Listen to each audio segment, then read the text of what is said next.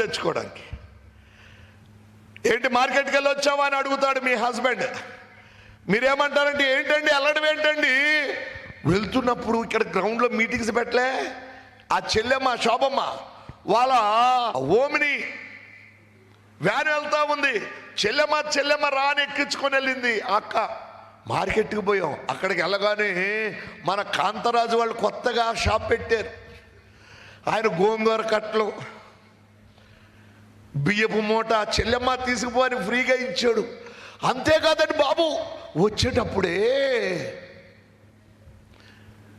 అదే మన బాబాయ్ లేడు, బాబాయ్ బైక్ వేసుకొని వస్తున్నాడు, అన్నీ మోసుకొచ్చి ఇంటి దగ్గర దించాడు. రూపాయి ఖర్చు కాలేదనుకోండి అని వెళ్ళిన దగ్గర నుంచి వచ్చిన దాకా పూస కూర్చున్నట్టు అన్నీ చెప్తారు. మీ ఆయన అయితే వెళ్ళావా అంటే వెళ్ళాలా అంటాడు. మీరేమంటారు తెలుసా, మాతో ఏమన్నా సంతోషంగా ఎప్పుడు మాట్లాడావు?